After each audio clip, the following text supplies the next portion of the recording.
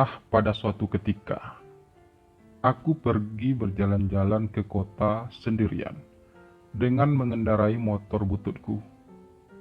Jarak kota dari kampung tempat aku tinggal hanya sekitar 1 jam perjalanan naik motor. Aku teramat jarang datang ke kota, kecuali jika ada keperluan penting ataupun ada sesuatu yang harus aku beli di kota. Dan kebetulan waktu itu, ada sesuatu yang harus aku beli ke kota. Kebetulan juga waktu itu, aku baru saja gajian. Jadi, aku juga sekalian jalan-jalan untuk melepas penat setelah bekerja sebulan penuh. Singkat cerita, setelah perjalanan yang cukup panjang dan menemukan apa yang aku cari, serta setelah lelah berkeliling-keliling gak jelas, akhirnya aku memutuskan untuk segera pulang ke kampung. Saat itu sudah hampir jam 10 malam. Namun rencana pulangku harus berantakan, karena tiba-tiba saja hujan turun sangat deras malam itu. Mau tidak mau, aku harus singgah untuk sekedar berteduh.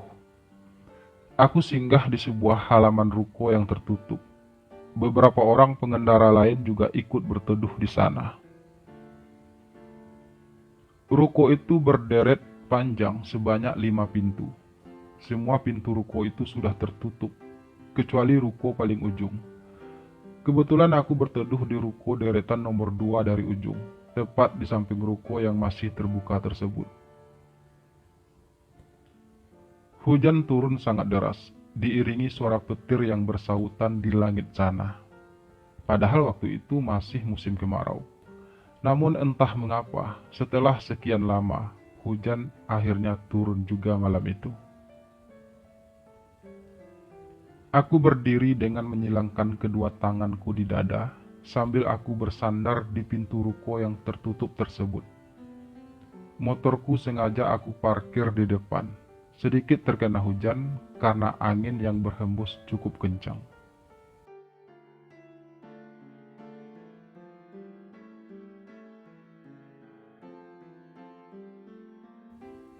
Hampir 15 menit aku berdiri di situ, saat tiba-tiba pintu ruko yang aku sandari tersebut terbuka dengan perlahan dari dalam. Seorang wanita menongolkan kepalanya untuk melihat keadaan di luar. Karena kaget, aku pun spontan menatap wanita tersebut. Wanita itu juga menatapku. Kami saling tatap beberapa saat, lalu kemudian sama-sama tersenyum. Kamu Jaya kan? Ucap wanita itu setengah ragu. Aku mencoba menatap wanita itu lebih lama, mencoba mengenali wajahnya. Rasanya aku tidak punya kenalan yang tinggal di daerah ini. Tapi mengapa wanita itu tahu namaku? Tanyaku membatin sejenak. Iya tante, balasku akhirnya. Tante kok tahu saya? Tanyaku melanjutkan. Saya Tante Wina. Masih ingat? Wanita itu balas bertanya. Tante Wina, aku meragu. Iya, ibunya Arkan. Ingat toh? Ucap wanita yang hanya memakai baju tidur tersebut. Oh iya, aku ingat tante. Balasku akhirnya, setelah aku benar-benar yakin kalau itu adalah Tante Wina yang aku kenal. Kamu ngapain di sini? Ayo masuk. Ucap Tante Wina akhirnya menawarkan. Iya tante, balasku, sambil mulai melangkah mengikuti langkah kaki Tante Wina yang kembali masuk ke dalam rukonya.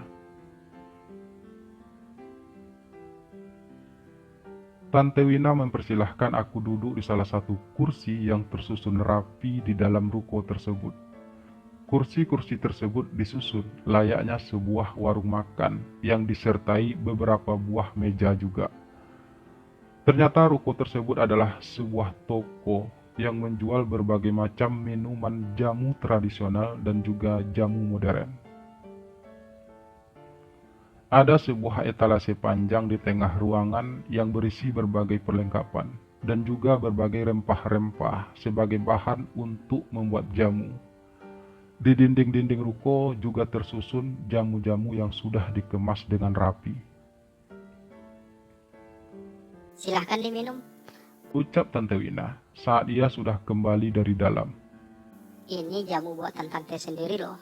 Lanjutnya, iya tante, makasih. Balasku masih merasa sedikit sungkan.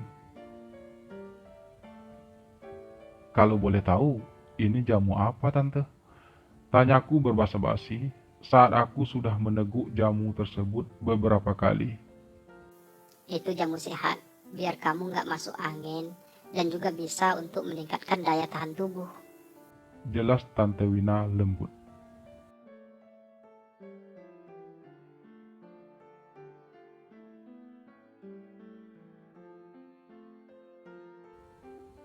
Aku mengenal Tante Wina sekitar 15 tahun yang lalu. Namun sudah hampir 10 tahun kami tidak pernah bertemu lagi. Dulu Tante Wina sempat tinggal di kampungku selama lebih kurang 5 tahun lamanya. Yang aku tahu, Tante Wina adalah seorang single parent.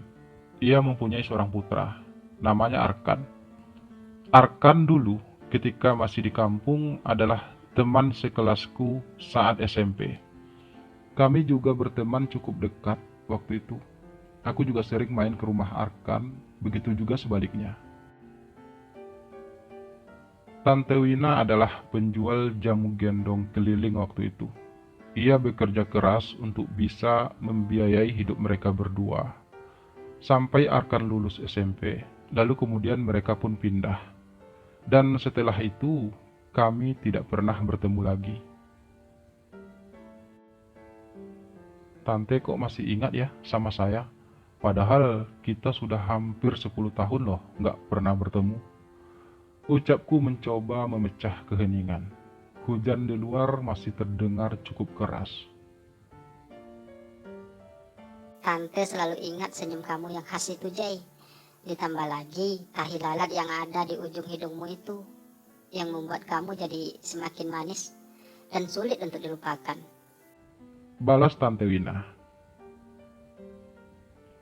Ah, Tante bisa aja. Ucapku sedikit tersipu. Tante juga tidak banyak berubah, masih kelihatan muda dan masih cantik. Lanjutku apa adanya. Kulihat Tante Wina hanya tersenyum simpul mendengar kalimatku barusan. Oh ya Tante, Arkan ada di mana sekarang? Apa kabar dia? Aku bertanya, mencoba mengalihkan pembicaraan.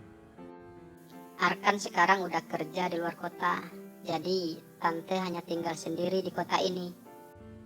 Balas Tante Wina. Kamu sendiri gimana, Jay? Kerja di mana sekarang? Lanjutnya bertanya. Saya masih tinggal di kampung, Tante. Sekarang saya udah kerja di kantor desa, jadi salah satu staf di sana. Jawabku sejujurnya. Oh, baguslah. Orang tuamu apa kabar? Tanya Tante Wina lagi. Mereka baik, Tante. Balasku pelan. Untuk sesaat, suasana pun kembali hening. Sementara hujan masih juga belum reda.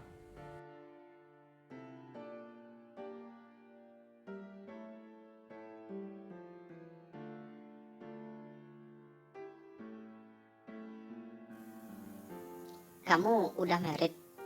Tiba-tiba, Tante Wina bertanya demikian setelah lama kami saling terdiam. Belum, Tante. Balasku jujur. Kenapa? Tanya Tante Wina lagi. Ya, kan saya masih 25 tahun, Tante. Masih cukup muda. Saya masih ingin menikmati masa lajang saya sambil saya mengumpulkan uang buat merit. Balasku apa adanya. Berarti calonnya udah ada ya? Tante Wina bertanya kembali. Belum juga, Tante. Saya sudah lama jomblo. Sejak lulus kuliah dan mulai bekerja di kantor desa, saya tidak pernah lagi pacaran. Jelasku. Oh gitu. Balas Tante Wina singkat. Iya tante. Tante sendiri gimana? Aku memberanikan diri untuk bertanya.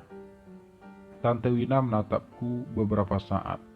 Mungkin ia tak percaya aku akan bertanya demikian. Tante, ya gini-gini aja sih Jay.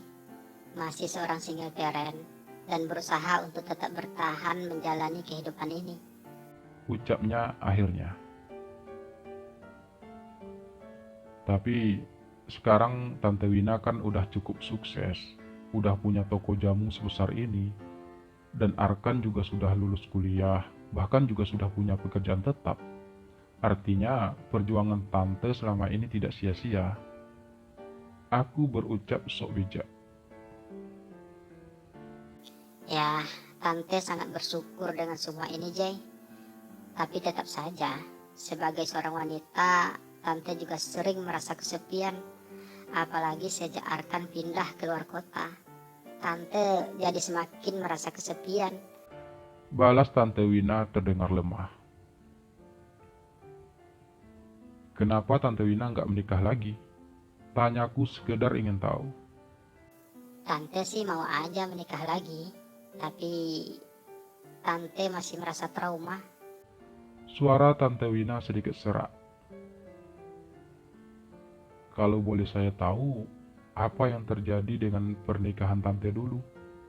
Aku bertanya kembali. Panjang ceritanya Jay. Balas Tante Wina pelan.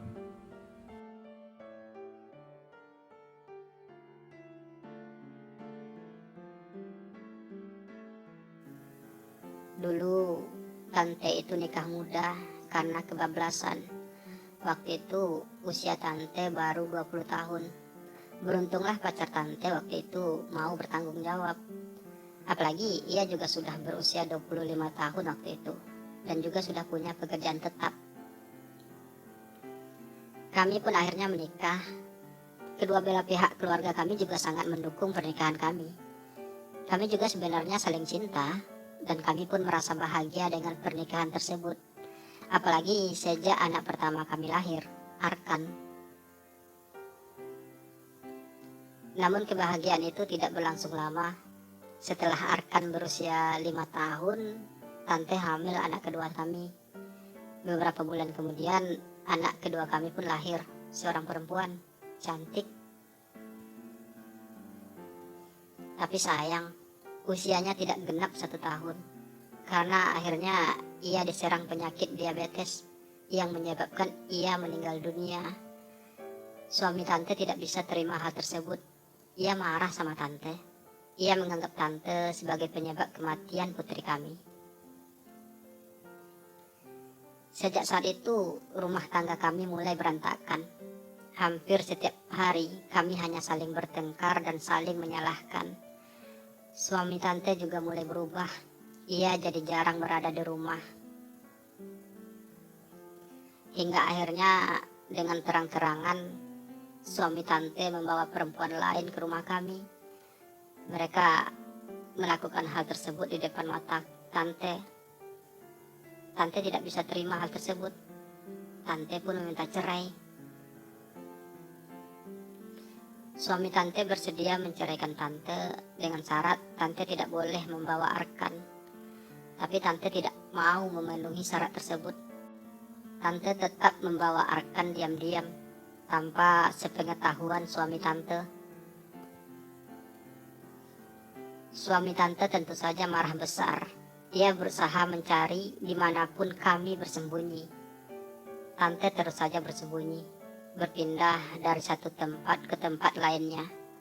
Tante tidak pernah menetap, karena takut ditemukan oleh mantan suami Tante tersebut. Hingga akhirnya Tante sampai ke desa kamu, Jay. Di sana Tante merasa sedikit aman, karena mantan suami Tante tidak mungkin menemukan kami di sana.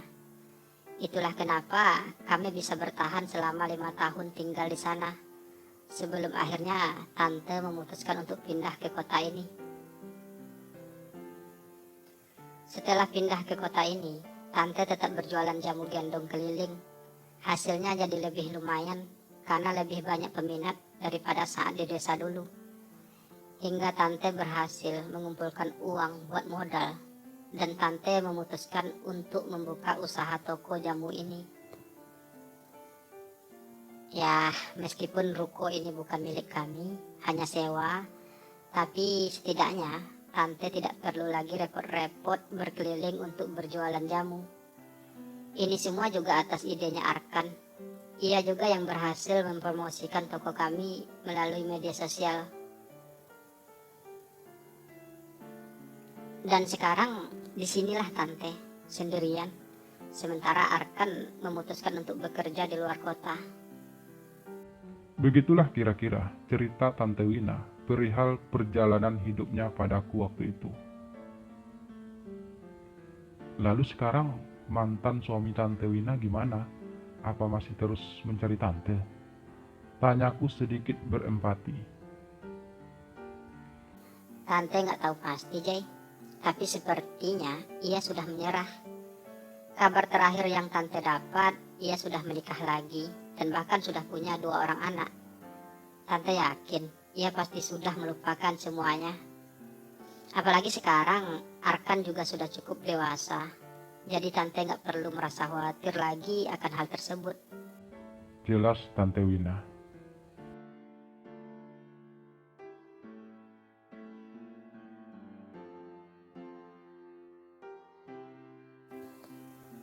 Terima kasih ya, Jay, sudah mau mendengarkan cerita Tante. Sebelumnya Tante belum pernah bercerita hal ini kepada siapapun. Sekarang Tante jadi merasa sedikit lega. Ucap Tante Wina kemudian setelah untuk beberapa saat kami hanya terdiam. Saya yang harusnya terima kasih sama Tante karena sudah diperbolehkan untuk berteduh di sini dan juga sudah dijadikan orang yang dipercaya untuk bercerita hal tersebut. Balasku pelan. Kamu nggak perlu merasa sungkan, Jay. Kamu boleh mampir di sini lagi kapanpun kamu mau. Ucap Tante Wina kemudian. Iya Tante, saya pasti akan sering-sering main ke sini. Dan jangan lupa sampaikan juga salam saya buat Arkan ya Tante. Balasku kemudian. Hujan di luar mulai reda, namun malam sudah semakin larut. Sudah hampir jam 1 malam. Cuaca pun semakin terasa dingin. Kalau begitu, saya pamit dulu ya Tante. Hujan juga udah mulai reda kayaknya. Ucapku kemudian. Loh, ini kan sudah larut, Jay. Kamu yakin mau pulang? Nggak nginap di sini aja? Balas Tante Wina sedikit menawarkan. Nggak usah Tante, saya nggak enak, takut merepotkan. Balasku ragu. Ruko ini terlalu besar untuk Tante tempati sendiri, Jay. Kadang Tante merasa nggak kuat, harus tinggal sendirian. Jadi nggak apa-apa loh, kalau malam ini kamu mau menginap di sini. Tawar Tante Wina lagi, sedikit bersikeras.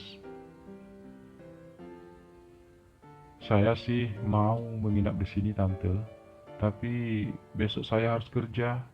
Jadi mungkin lain waktu ya Tante. Saya pasti akan kesini lagi kok. Balasku berusaha meyakinkan. Baiklah, Jay. Tante akan tunggu kedatangan kamu berikutnya. Ucap Tante Wina terdengar pasrah. Dan aku pun segera keluar dari ruko tersebut. Keadaan di luar sudah mulai sepi. Orang-orang yang tadi ikut berteduh sudah tidak ada lagi di teras ruko. Jalanan juga sudah mulai terlihat sunyi. Hanya ada 1-2 kendaraan yang berlalu lalang. Dan cuaca terasa begitu dingin.